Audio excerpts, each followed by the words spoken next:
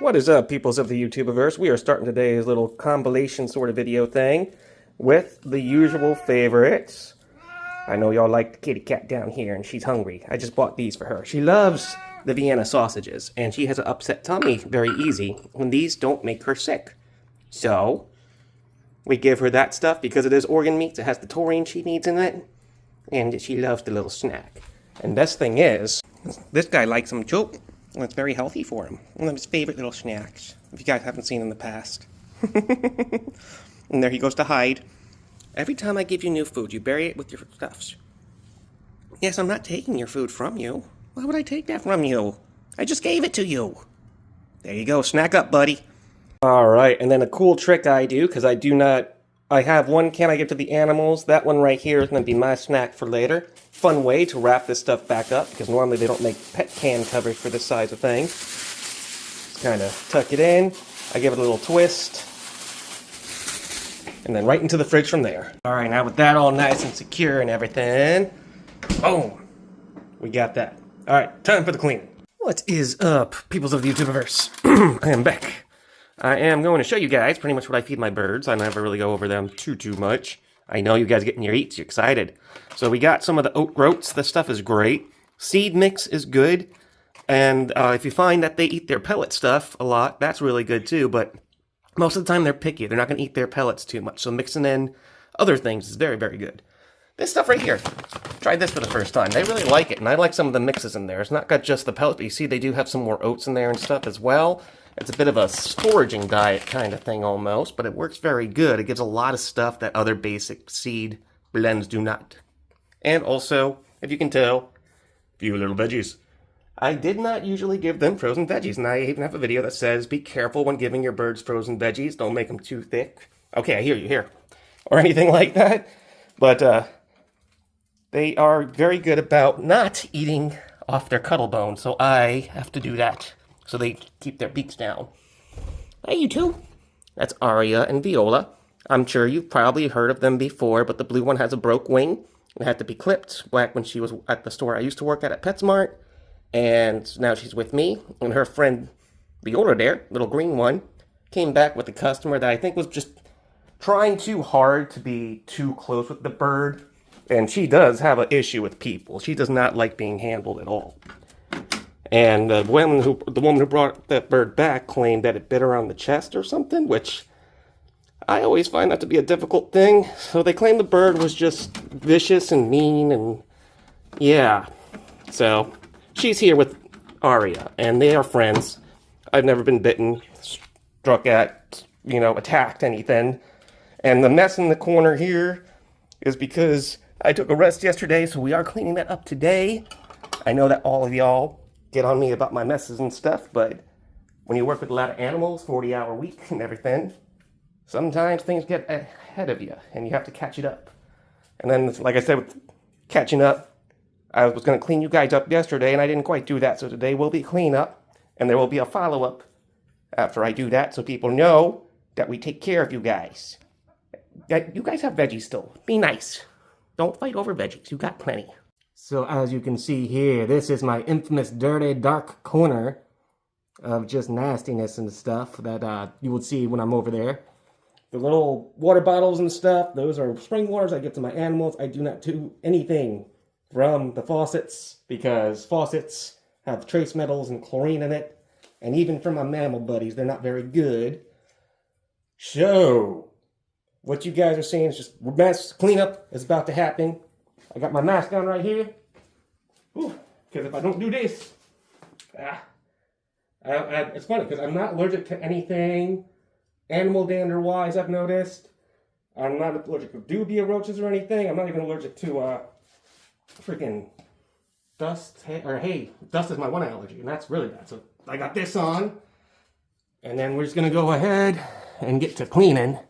Right here. Let me get this off. Alright, and let me just show you where I'm at right now with everything and whatnot real quick. So with the corner here, let me flip this actually. Flipped. Alright, we're still working on this spot right here. That's going to get cleaned up some more. But I want to let y'all know why I got these pillows and stuff right here and everything like that. It's help muffle the noise from the birds and keep them from you know, being just way too loud from out this room. Because the door itself, this thing's not, it's an old garage door. It's all kind of muffled out. And there's extra blankets and stuff I'm pushing aside, just to give you an idea how dirty it can be with animals and stuff.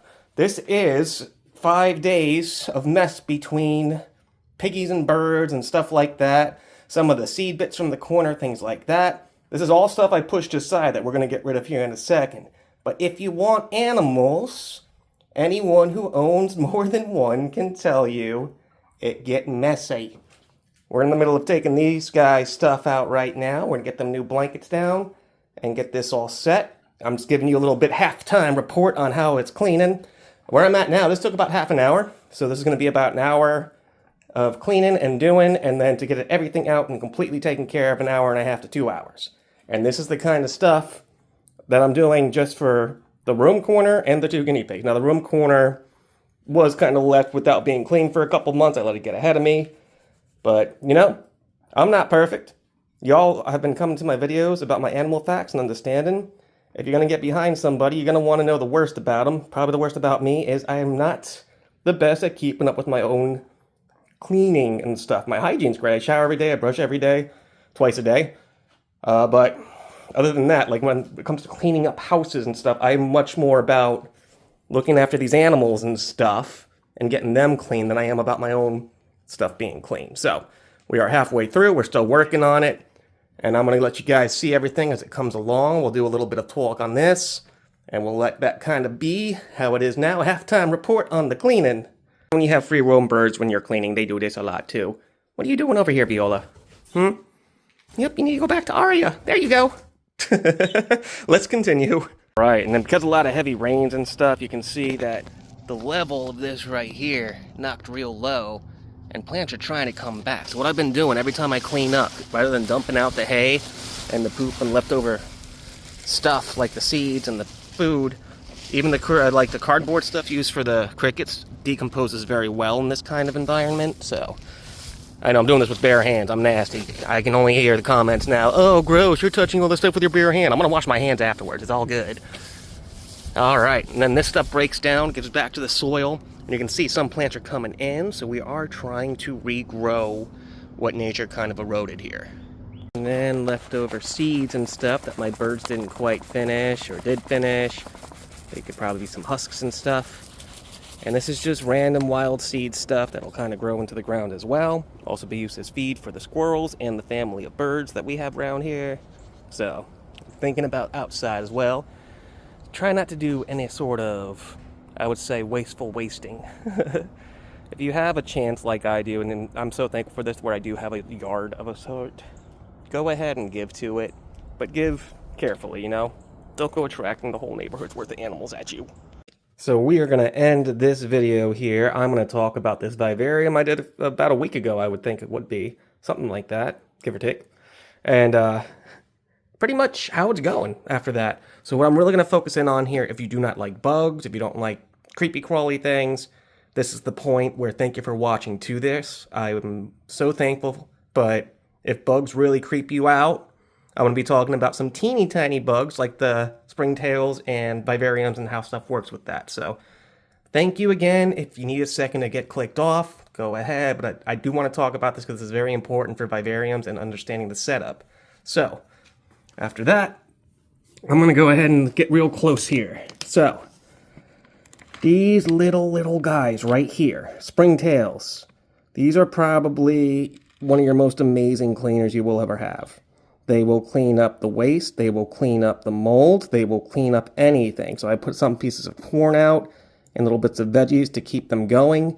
I just mixed in about 2 or 3 different colonies the last week I did this. So that's going to, every 6 to 8 months, you do want to give them a new colony to keep the genetics fresh and keep them healthy.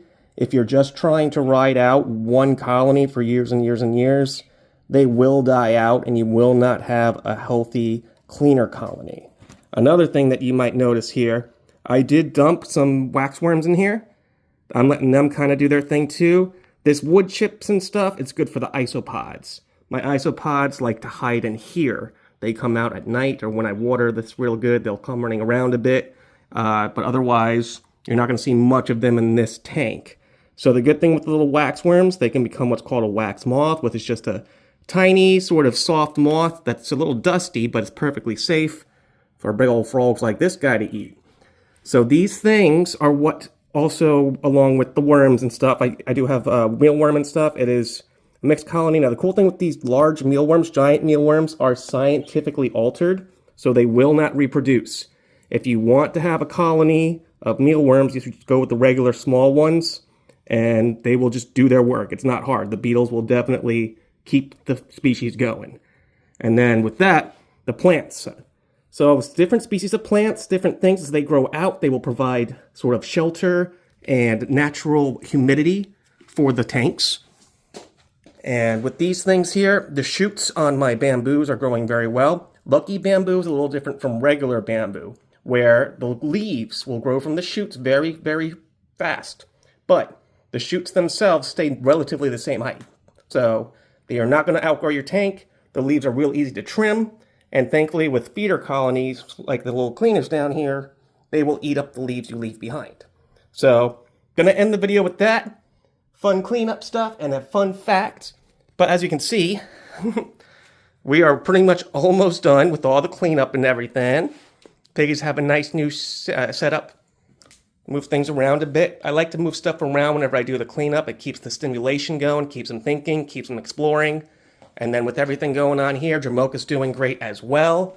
Her bamboo, this is more established bamboo. Long shoots. Very long, or not shoots, but the plants, the leaves come out, the shoots have stayed like that for like a year plus. So, and then I did add one of those little plants in there for her as well. I'm excited to see how those grow. And then for the birds, you guys are all good now? Hello. I have to fix that a bit, but all right. Well, I see I have to finish up with a couple pieces here. Everyone, y'all have a good one. Thank you for watching this video all the way to the end, especially through the creepy bug stuff. Y'all have a good one. Peace out.